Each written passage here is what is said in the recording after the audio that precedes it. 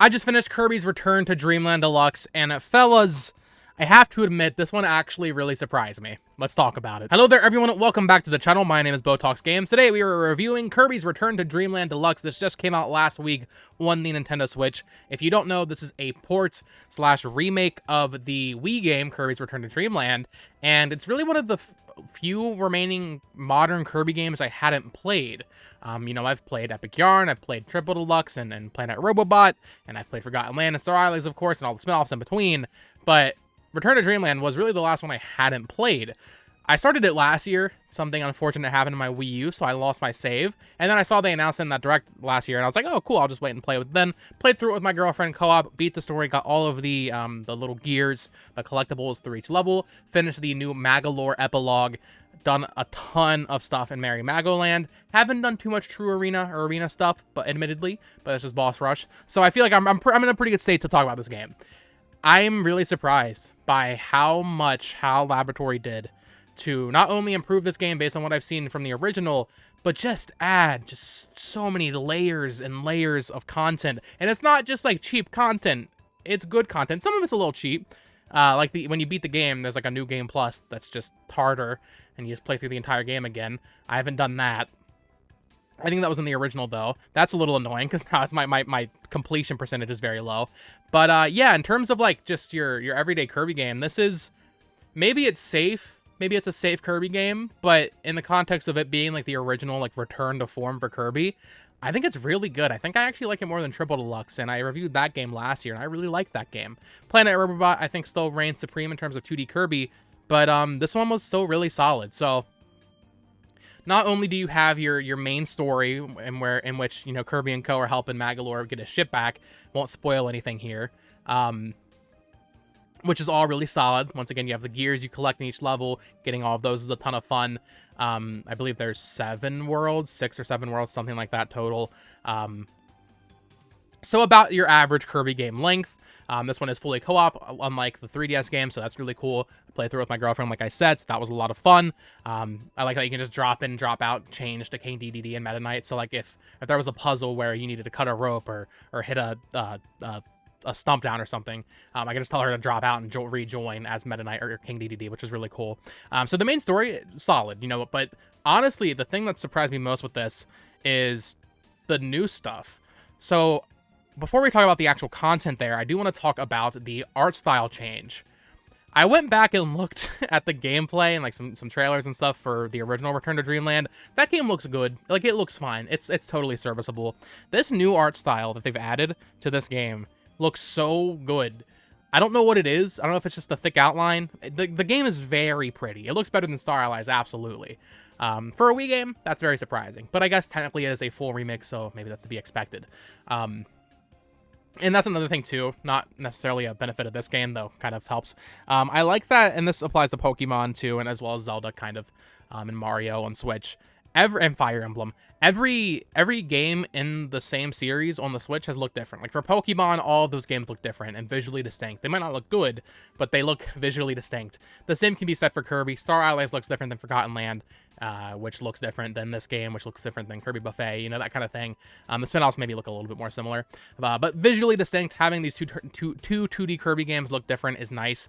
So yeah, the new visual style, I think, is really good. But I want to talk about that other new content. And some of it isn't technically new content, I don't think. Let me read the back of the box here. I think some of them are new. So in the original game, there was a ton of mini games, and they were just in Magolor's ship, and you just did them there. In this game, they've recontextualized it in the form of Merry Magoland, which is like a theme park that Magolor runs, and there is all these mini games. I think there's 10. I'm not sure how many there were in the original game. I know they added at least 1 or 2 here, I'm going to say. And they're just Mario Party minigames, basically. Sometimes they have a little bit more depth, but they're just that. But for me, as a completionist, adding this to the game, because they all have achievements you can do in-game.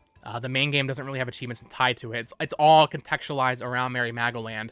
Having these achievements makes my inner completionist go crazy. I wish this game had actual, like, system. I wish the Switch had trophies, I should say. So that would be incredible for this. But with that new Merry Magoland, they've added masks. And one of my main critiques of Forgotten Land, a game I also 100%ed, I truly 100%ed that. I haven't 100%ed this quite yet. I'm going to, though. Is there wasn't a lot of extra stuff to do in Forgotten Land after you beat the true ending. In this game, there's just a lot of stuff to unlock, a lot of cosmetics, a lot of masks. I don't know how many masks there are. I want to say there's like 100 probably. And it's just literally everything you could imagine from the Kirby franchises there. You know, there's Adeline masks, there's the masks of the sisters from Star Allies, you know, that kind of stuff. There's a Robobot mask, there's a Cone Kirby mouth mask from Forgotten Land. Ranging from the beginning of the series to the very most recent game, there's just plenty of masks there, and do they actually add that much? No, but they add replay value. And that's what I look for out of Kirby games like this, because the main story is not going to be the thing you actually end up spending most of your time on. For a lot of people, that's fine. You beat it and you move on, that's fine too, and it's still a good time. But if you want to like get your dollars worth out of a Kirby game, this extra content is what you're going to be grinding. One criticism I will say, I really, really wish they had added online proper for these mini games. There is one online mode, and that's the Samurai Kirby, like, time-based, like, reaction timing mini game. You get to do that once a day. There's an achievement in game for being in the top 20 of that, but you can only play it once a day. I've been trying to get that. My timing is not good enough, so that's probably gonna end up being like the last trophy I get in the game. But yeah, playing all these mini games with my girlfriend, it's been a lot of fun. Even just like there's one where it's like a hot potato, and we had to figure out what the hell they meant by reverse hands, and then I realized, oh, I just need to read the tutorial. And then just doing the challenge related to that.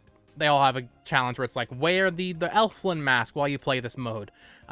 Or wear this mask while you play this minigame. That kind of thing. I don't know, just going through Mary Magoland with my girlfriend was a lot of fun, and we're still not done. We still have a couple more achievements to get. I think we have like 77 or so. So we're almost there. But yeah, Mary Magoland is just, honestly, I gotta be honest, I think I might have had more fun with it than the main game. The main game is good. It's still, like I said, I think just that main game is probably better than like something like Triple Deluxe, but, you know, this extra content, I really enjoyed playing. I had a really great time playing. The other extra content they added is the new Magolor Epilogue, which I just finished playing. This is a short, maybe 2 to 3 hour max experience. A little bit more than that if you want to get platinum medals on everything and upgrade to Magolor all the way. This takes place after the main story where you play as Magolor. Really good. I was surprised by this. You know, normally in Kirby games, I don't typically go for this type of stuff. Like, I go for, like, collectibles. But when they add, like the extra mode that is in this game also, of, like, the base game, you just replay it again. Normally, I'm not too into that. But adding this Magolor Epilogue, it's essentially just another little mini-game.